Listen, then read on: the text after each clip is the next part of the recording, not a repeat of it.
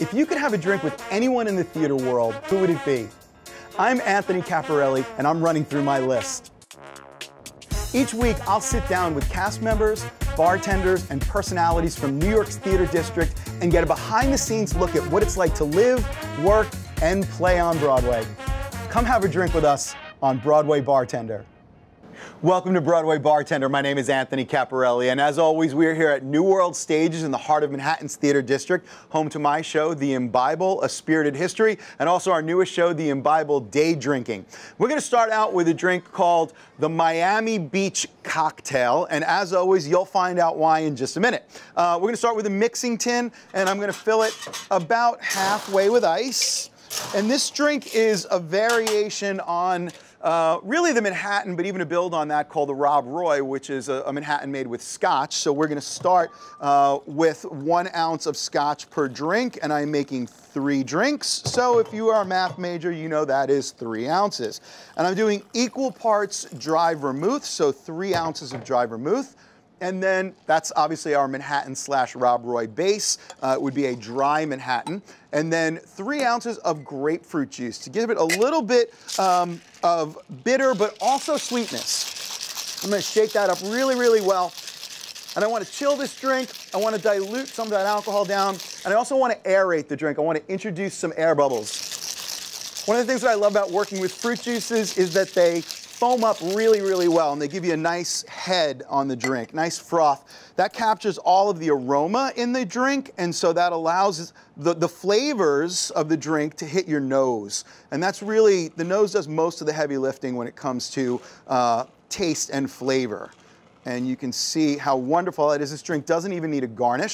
This is our Miami Beach cocktail. In honor of our special guests this week, we have James Walsh and Sam Chichuvas. James is the playwright of Jimmy and Carolyn, yes? Right. And Sam is one of the leads in that show. Yes. Jimmy, not Carolyn. Jimmy, not Carolyn. Yeah. So gentlemen, why don't you give that, I'm going to say give it a say, give it a little smell first, yeah? Perfect. Cheers, by the way. Cheers. Cheers. Welcome to New World Stages and Broadway Bartender. This is no. See what I mean about those bubbles just getting right to your nose? Oh, I love it. It's a good drink. Can we have a second? No. You can have, you're gonna make the second drink. We always do 2. Okay. It's delicious. Good, yeah. So we started with a drink named after a town in Florida, Yes, and I'm going to let you explain to our viewers why. Well, my parents live in Florida. Okay. And that's how they pronounce it. Florida. Say it again. Florida. Florida. Yeah, not Florida, Florida. F-L-A-H. And everything is better in Florida, as you know. Sure, Just ask my mother, which is actually explored in the play. And so they live in Florida. They're originally from Rhode Island, where I'm from, where the play takes place, in a little place called Weekapaug, Rhode Island. Real town? It's a real town. Yeah, it's right near Watch Hill. Great name, yeah. Yeah, Weekapaug. Yeah, so they now live in Florida. So they come up from Florida to visit myself and my partner, William, who's from Costa Rica. Okay. And so they come to visit. This was 2 years ago, Labor Day. So they come up from Florida. So this is a perfect, and they love anything Florida related or anything alcohol related. Lovely. So tell us about the show. What is the central conceit of the play? What is it about? Well, I think it's sort of, Sam, you can correct me if I'm wrong. I think you've done a production of Virginia Woolf, right? Yes. Yeah, it has a kind of Virginia Woolf feeling to it. Virginia Woolf meets O'Neill. Yeah, but this is much more realistic. There's never. By the third act of Virginia Woolf, you're in vaguely surreal territory. And here, this is the thing that so impressed me when I read the script initially was, as I just told James, I've just met James. We just met. Yeah. That is amazing. Yeah. You met yes. your leading man at Broadway Bartender. Mail order bride. We spoke over the phone, but we're just meeting for the first time. The real sincerity of the writing captured me, and there's no curlicues, nothing fancy, authorial. It's just very direct, and it's funny and it's sad, like life. You know? Wow. Well said, sir. Well, very well said, Sam. Sisyphus, by the way, Sisyphus. Oh, he did? For some reason we say Chuchivus, but the really Greek way would be Tsutsuvas. This is that's it. I was gonna say that, but then I get phonetic cheat sheets to make sure I don't mispronounce people's names. Tsutsuvas, right? Exactly. Yeah, that's very good. Thank you. What you said? Italian. I'm correcting you. No, I said chichuvas. Oh. Yeah, like. So I'm the one with the completely wrong pronunciation. No, there's no. It's an alternative fact. James. Sam, all it is. Just an alternative fact. True. So, okay. Tsutsuvas. Yeah. Okay. Wonderful. So it was the authenticity. Is that what drew you to the role? Yeah, and you play the father, just to be clear. Yeah, okay. Yeah, and the humor. I mean, there's a description of the character. He says, "Dry as bone humor," and that is true. I mean, just the facts, man, and it's very funny. Well, and I said Who's Afraid of Virginia Woolf because part of the fun of going to see that play, of course, is seeing those two put on a show, right? And that's sort of what these two characters, Carolyn, who's your wife, who's the mother, and Jimmy, the father, I mean, that's what you're basically watching, is this crazy vaudeville act, basically. Between these two? Yes, yes. And it turns dark. I mean, it's very funny. No, but don't short yourself, because, I mean... Never done that. Yeah. Don't intend He to is now. a major character, because he's receiving all of the impact of our shenanigans, and we see the difficulty he has had asserting himself and growing up in this, menage. So Yeah. Now, are you actually, because you're an actor as well? Yeah, no, You're not in the show? No, I'm not in the show. And it's, I've thought about being in the show because I wrote a part for myself. And, but, in the final analysis, speaking to the director and the artistic director, Terrence Sacramone, our director is Brooke Cardelle, by the way. You've worked with Brooke before, right? Yeah, but when she was Brooke Wexler. Oh, okay. Cardelle is her married name? I guess. Yeah, that is her. That's married why I am real. The name thing is really Right, not happening. okay. Right. But anyway, I thought about it playing the part, but it just adds a whole other dynamic to the cast when the writer is playing himself in the play. I think it intimidates other actors. I think and I think it puts this impression on the play that there's one way to do this, and I'm here as the voice of authority and reason. And also, and I think this is the smartest reason, it's the first production of the play, and I think as the playwright, I need to be in the audience, sort of observing and listening and being an audience member. Yeah. Right. I can't be on stage and be watching the audience at the same time, So maybe eventually, but we have a wonderful actor playing James. His name is Brad Bradley, Broadway veteran, been in 10 shows. We worked on Mary Poppins together twice at North Shore and the Tunic Theater by the Sea. But he's been in Spamalot and Billy Elliot. So he's a very good friend of mine. And we had a very difficult time casting that part. And we eventually came down to him, partly because he's a friend, he knows me very well, he's been to my house, he's met my parents, and he's a tremendous actor. So it's the closest to my playing the part that you could possibly get, I guess. Right, my brother played the part. Yeah, that's interesting. We actually had one of the actors in Beautiful here, and one of the things we talked about was what are the challenges in playing a real person without becoming imitative? Right. And I think she talked about how you have to sort of channel the essence of the person without trying to be an imitation of the person. Well, I mean, it's a big challenge, and luckily we have such a wonderful director, but it is a big challenge. I mean, these characters are written they're basically carbon copies of the real people, and their banter. So there is an energy and electricity and a way that they communicate that has to be there for the play to work. Right. That said, you want to have the experience where you can see any actor step in and interpret the role, and it still works. Right. So that's kind of what this first production would be about, I guess. Okay, so I want to talk about when it's going to run, where it's going to run, Okay. the venue, all that great stuff. But I have to ask you, I'm always fascinated by folks that write very autobiographical pieces, and I'd love your take on this as well. Because one of the things I think that people learn early on as a writer is that you have to write what's true. And a lot of writers, I think, write things that are sometimes very painful to put down on the page. And when they're not painful for themselves, they may be painful for the people that they are writing about, oftentimes. But I think the common wisdom is that if you're not willing to cross that line and share those things, you haven't created an interesting piece, because really, unless somebody's getting pissed off, it's not interesting to watch, right?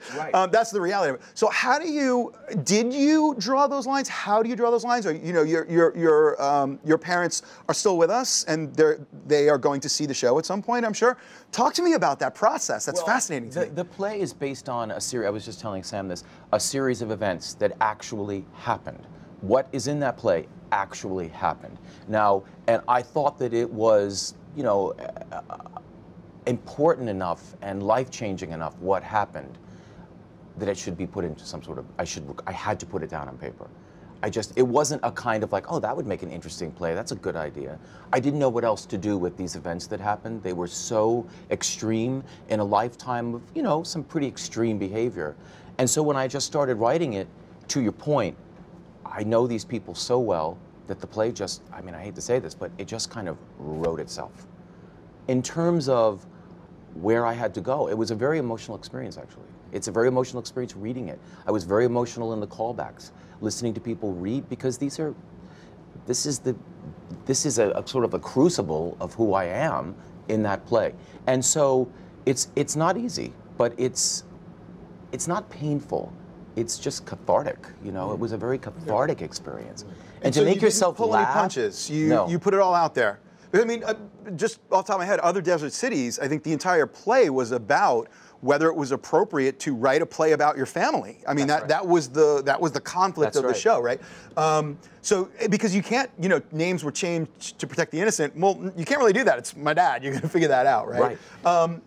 And so you were okay with that. I mean, that wasn't, I mean, I'm sure it was difficult, but you were okay with the fact that you were going to write something true, that was the way that you saw the events, your parents were going to see it, your family was going to see it, the world was going to see it. Yeah, and I think that the person I'm the most honest about is myself. It's not a flattering portrayal of me either, right? I mean, no, it's not a flattering portrayal of anybody. No, except you agree. See, this is what you get by putting someone else in the role. Except your partner, William. I think is the most sympathetic role in the play. Right, and he's from Costa Rica. Yeah. So it's George and Martha and their gay son, fancy pants son, and his partner, who's a landscaper from Costa Rica. Yeah. You know, add Pinot Grigio and cook. You know, simmer. Right. So yeah, I mean, and I have to say that once I really got into this play, I wrote it wrote itself in about a month and a half. We have a home in Costa Rica, so the second half of it, the second act, I wrote in a week. It just happened. And what happened was I knew that by finishing this play, I was going to turn a corner in my life with my parents, with who I was, and how I felt about myself. So it wasn't a painful experience. It was a catharsis. A catharsis. It was a life-changing experience. And have they read the script? Yes. It's very interesting. They read it. My mother read it. She was the first person to read it. And you know, it's worse when someone reads what you've written, because you can't just like go to another room or go to Bermuda. You know, you have to like sit there while they're reading it. And so she, in Florida, in her sunroom, her Florida room, I guess is what they call it in Florida. Anyway, she's reading it, and I hear her laughing. She got the cigarette going. Oh, God, oh, my. And then the tears start coming, and she had a whole experience. And she read the play, and she said, she said, I mean, she was really quite blown away by it. And then she said, I'm going to imitate her. She said, Jimmy, do I really act this way? And I said, yeah, Mom, you do. Wow. But I wouldn't write a play about it if I didn't love it and love you for it. And she said something so interesting. She said, I will never act that way again. I promise you, I will never act that way again. And I said, Mom, that's not why I wrote the play. What? That's so interesting. So then I take her to Europe last summer. We went on a trip. I took her to Italy and the whole thing for 2 weeks. Your dad was there too? No, just my mother. It was for her birthday. I won't say her age because she'll kill me when she sees this. But I took her for her birthday, something I promised, and we did the whole tour, the grand tour from London, Paris, all the way to Rome, Positano. She's Italian, of course, Mastroianni. And I was a little dreading this trip, a little dreading it. All by myself with my mother for 2 weeks. And I have to say, she turned out to be the single best person I've ever traveled with. Wow. She was absolutely, and she has changed. She has changed. It changed, the play changed my life and changed our lives. Wow. So it's very interesting, right? So I mean, they say the best art holds a mirror up to reality, right? And if you don't like what you see in the mirror, you have an opportunity to change it. I guess so. And you know, as the writer, when you're willing to expose, because I expose some such nice things about myself in this play, I think once you're willing to do that, anyone else you write about, they see that, well, this poor son of a bitch really, I mean, he's really screwed up. You know what I mean? So it's very, you know, it's very interesting. Wow. So how did you get involved with the show? They just asked me to read the script. They called me in at the last minute, and then they told me that it was going to have 10 days of rehearsal, and I thought, no, I'm not going in for this. I liked the material very much. I'd actually worked on it, and the audition was, you know, up the block, and I just said, nah, I'm not doing it. So they called the next day, and and then Brooke turned out to be the Brooke I knew.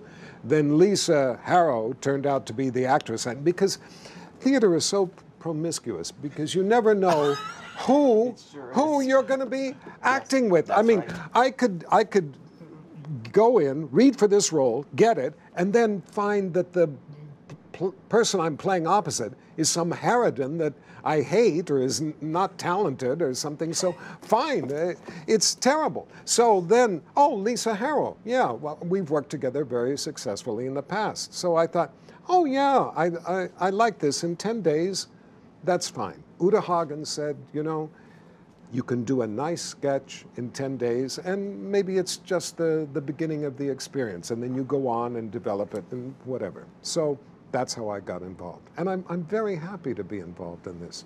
I love to do new work. It's just often new work doesn't capture me the way that this particular script did. Right, you know? right. Yeah. So tell us about some of the things you've done before this. I mean, you've been obviously in the business for 100 years, 100 years. Anthony. I just turned 69 on Sunday. Aeschylus. That was his first job. Yes, I was in the Oresteia. Yeah. Patty, right?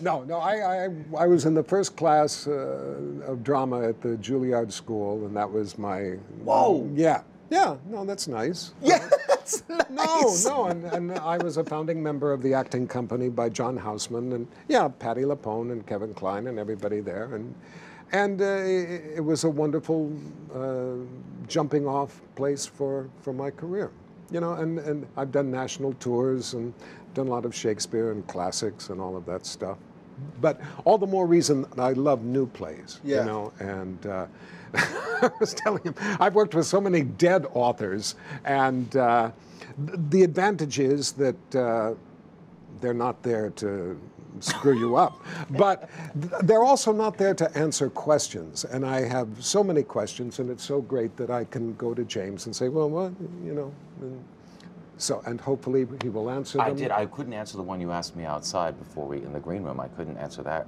Did you hear that? No, I was a little embarrassed. I was like, okay, let's talk about this later, because he was sitting right there. It was a question about why, you know, it's very interesting when you're in writing, because I've written, you know, I write a lot of film and television, but what's interesting is when you're writing something, there's a logic to the way people think and express themselves, which you can't always follow in a linear, mathematical way. Right. They jump to a next topic, and that's what you brought up.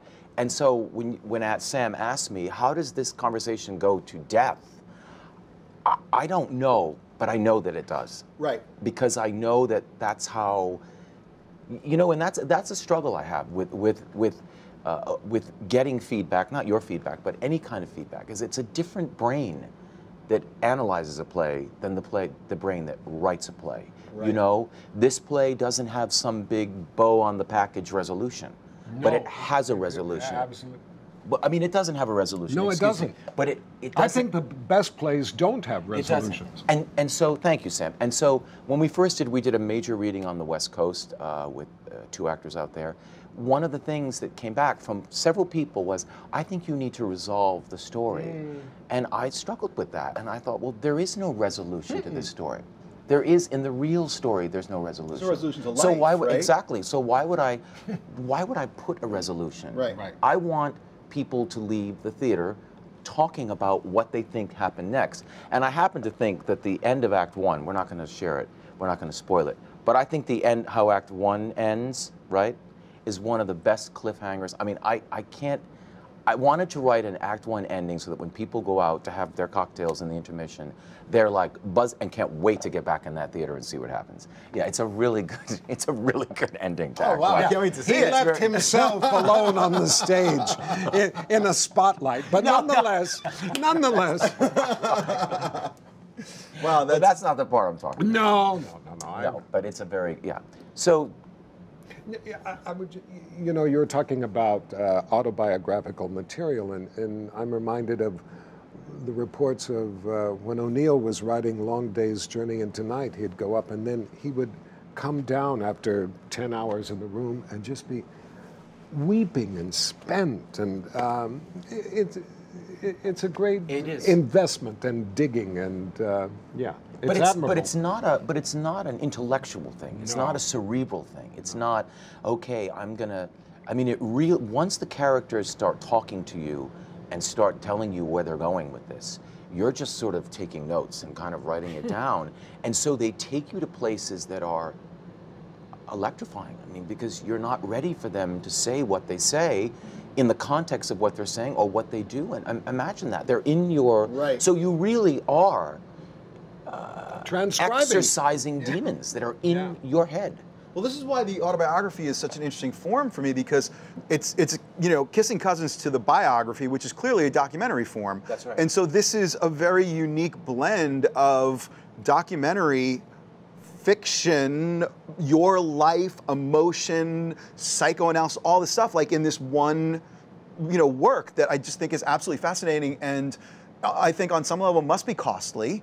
But I think it's incredibly rewarding when it's done well for the audience, because you share that person's firsthand experiences, right? I hope so. And I didn't think of it at the time when I was writing it, but the first reading we did in LA and then the one we did in New York, all these people came up to me afterward and said, boy, that's so brave of you, James. I'm so amazed that you shared so much about, and I didn't think of it that way. I was like, oh, really? Is that really, did I did I reveal too many of my secrets? You know, I wasn't thinking about it. But I knew we were onto something when, at the reading in New York, this Chinese woman, she was Chinese, very Chinese, thick accent. I won't imitate her because you'll get in trouble if I do. But she came up to me after the reading and was just sobbing and just told me how much that was her mother and those were her parents. And I'm like, huh? You know, that she just, those were her parents. Wow. And I thought, wow, we're onto something here. Because these are very personal. You've derived something very universal. I think so. The universal and the particular, right? That's like an Aristotelian idea. Yeah, it is. Absolutely. Right? That's exactly what it is. So I kind of knew that we were onto something. Wow. When the Chinese lady, you know, tells you that that's her family. That's amazing. Okay, I was like, all right, terrific. So I do want to get you to make a drink that's going to plant us firmly in Rhode Island and the Italian. That's my lineage well. But I want to talk very briefly about the venue, because I think that it's a phenomenal venue that I'd like people to know more about. It is. I think it's a. So where is it? What are we talking about? It's at the Queen's Theater in the Park, which is in the old fairgrounds in the Corona. Is that Corona? Is that what that is? I believe Flushing, maybe. I don't know, something Flushing, like that. But yeah. So Men in Black fans, it's the place where the spaceships are at the end of the movie. Those things turn into spaceships at the end of Men in Black. Oh, those two tall towers? Yeah. That's how the whole rest of the world knows that place, by the way, is from Men in Black. But, and the theater's literally right below it, right? The theater is right, it's the spaceship right below it. It's the first production of the play. Well, congratulations. Thank I mean, you it sounds so like an much. amazing I think it's going to play. be great. It sounds like an amazing venue, an amazing cast. Good get, by the way. Really good get. No, because by the way, Sam, I don't know if you know, we saw a lot of people for your part, for your role, and no one quite, they were around the bullseye, but not in the bullseye. And, you know, I really went on the director. You haven't seen me yet. Well, listen, that's true. So, but you're closer to the bullseye. But when Brooke said, you know, we should consider Sam, Lisa's work with him, Lisa Harrow, who's playing Carolyn, and then I had never met Sam. So when I walked in today, I was like bracing myself for like someone whose energy, appearance was completely wrong. And I was very pleasantly surprised. I feel like I'm actually sitting here with the real person. I love that you guys just met, I know, like isn't that crazy? in makeup. Isn't that crazy? And he's asking me like the most personal questions about. Good. You invited me. I said, I don't mean to pry. No, I want you to invite. And he's got the script out with the line. Of course, I want you to. Please. You're not a dead guy. That's the advantage. That's why he's doing this. Not yet. Not yet. I felt like one last night. But awesome. Anyway. So you want to make a drink? I do. All right. Why don't you come back here? Okay. We're going to switch places. I'm going to set these glasses up for you, and I'm going to make this really, really easy. So, welcome to the bar in the green room at New World Stages. So you mentioned Pinot Grigio in your press materials. Does the actors actually drink Pinot Grigio in the show, or is that more of a sort of a memory that you had growing up? Oh, that's what my mother. That's her drink. Oh, absolutely. Great. So I couldn't just have you pour a glass of Pinot Grigio. So we're going to turn it into a Kier. Love it. Yeah, good. Like a Pinot Kier. Yeah. I love that. Yes, it's going to be a Pinot Kier. Perfect. So a Kier is white wine with creme de cassis, which is a berry, cassis berry. And the upscale version of a Kier is called a Kier Royale, which is made with Chambord. Right. Black raspberry, specifically in champagne. We're going to do a hybrid. We're going to do a Kier, not Royale, sort of a Kier, let's call it upper middle class Kier. So we're going to do Chambord and... How about a Kier Bourgeois? I love it. See, that's why he's the writer. I was a French major in college. So right on your left is a bottle of Chambord.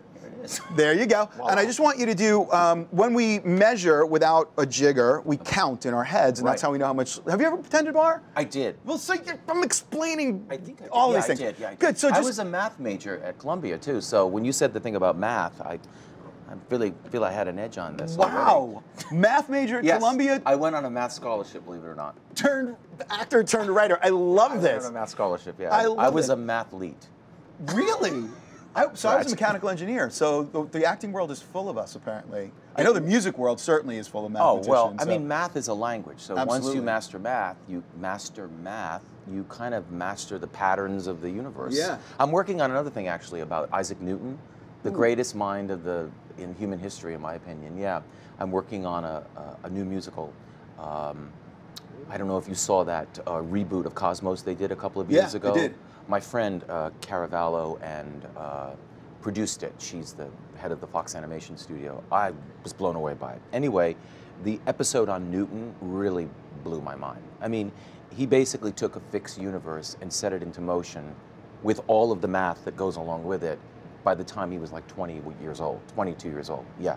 He invented calculus. He didn't really invent or discover gravity, but he wrote the mathematics to define gravity. Right, That's what he really did. I Yeah. mean, gravity, we all knew it existed, but he figured out how it actually works mathematically. And so even Einstein and all the scientists that came after him, it's all about Newton. Dude, I would Neil love deGrasse Tyson. to see this. This would be like the science version of Hamilton. I probably shouldn't Can I even say talk that? about it. Yeah, Dude, I would love to see. That's right up my alley. It's like That's Matilda awesome. meets Hamilton. Yeah. But there, I mean, you got one advance ticket right here. He was an Done. orphan. He was orphaned at a very young age, and he was really. Here's the part I really love. He wasn't considered a scientist. He was an alchemist, which was absolutely heretical at the time. I mean, when you were discovered as an alchemist, you were basically dragged to the street and set on fire. So he started, his earliest experimentation was alchemy. That was his main, he was an orphan, like I said, no father, no mother. And this alchemist, which would be a great part for you, Sam, the alchemist, like a local alchemist, that's doing crazy experiments in his basement, takes Newton under his wing, and that's when Newton really... All right, so what I want then is the math major, just a one count, just one in each of those glasses. So like a long one? Nope, just a bloop. What we're going for is about a ½ ounce. Okay. Okay. So like one. Yep, that's perfect. One. Yep. One. It's like, yep, God, I that's hope it. I get it. And now the hard...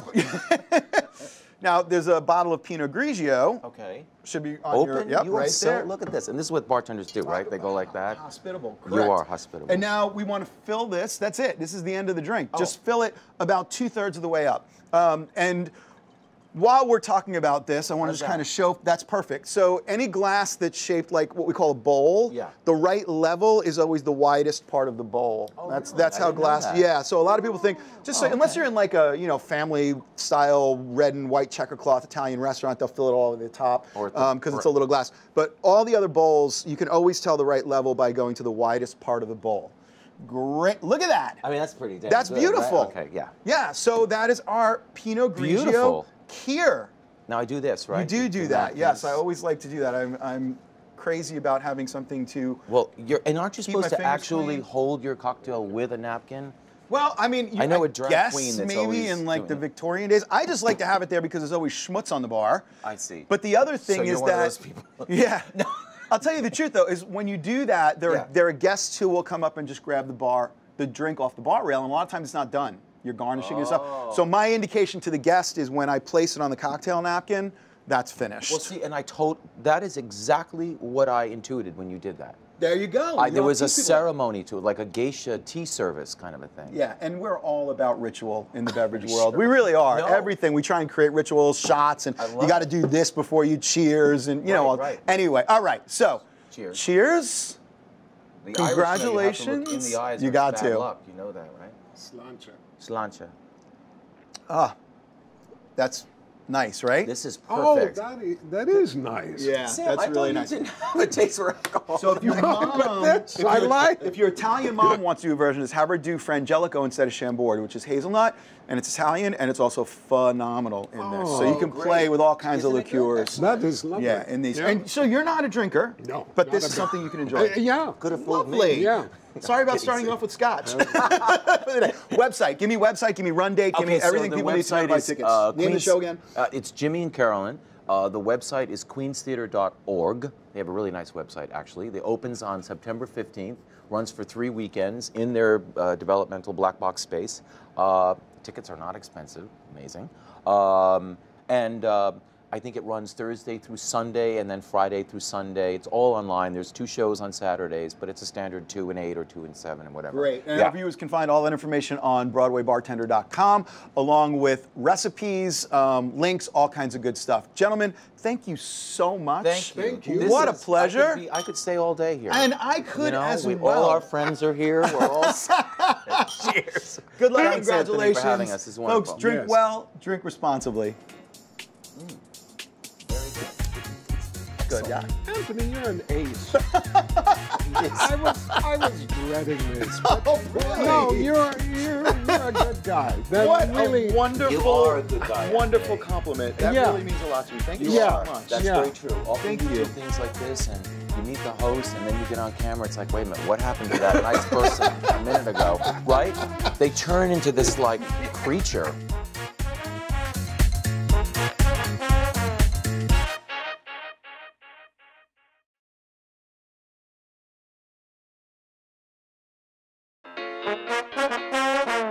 Okay, so I was told that you both do, I guess, some impressions of folks.